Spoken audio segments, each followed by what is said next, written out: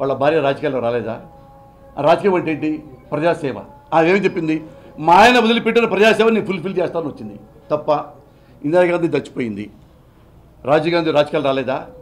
రాజకీయం అంటే ప్రజాసేవ కదా, ఆయన ప్రజాసేవ చేయలేదా? ఆయన చచ్చిపోయాడు, రాహుల్ గాంధీ రాలేదా?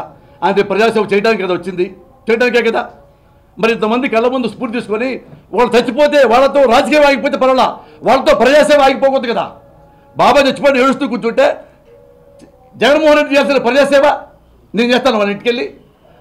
అంత స్ఫూర్తి నాకుందా? అంత కెపాసిటీ, అంత బలం నాకుంది? లేదు కదా. అది తప్పెట్లా అవుతుంది? అతను ఏమన్నా ఇది ఆకాశంలో తల చూసినా కానీ జగన్ ఏమంటారు, ఆకాశంలోకి చూశాడు, ఆకాశానికి కబ్జా చేస్తాడేమో.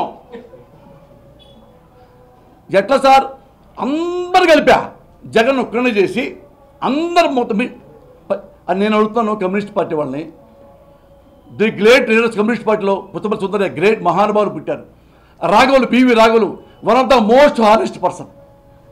సిపిఐ నారాయణ హానెస్ట్ పర్సన్, ₹1 లంచం తెలియదు. వాళ్ళని ప్రత్యేకంగా చెప్తున్నా కమ్యూనిస్ట్ పార్టీ వాళ్ళకి. ఇంత ఘోరంగా పవన్ కళ్యాణ్ మాట్లాడాడు, మీరు ఖండించరా? మీ మాట చాలా వాల్యుబుల్, మీ మాట చాలా పవర్ఫుల్, మీ మాట చాలా ప్రభావితం చేస్తాయి, ఇవి ఖండించండి.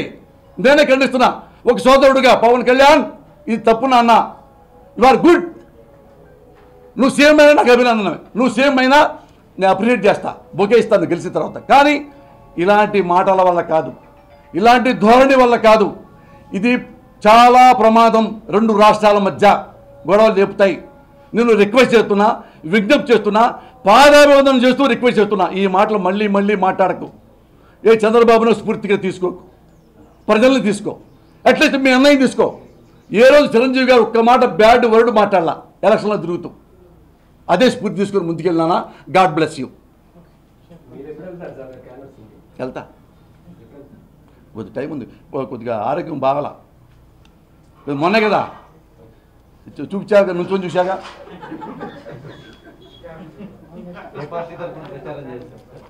నేనా వైఎస్ జగన్మోహన్ రెడ్డికి నేను ఓటర్ని, నాకు ఆయన ఇష్టం సపోర్ట్ చేస్తా.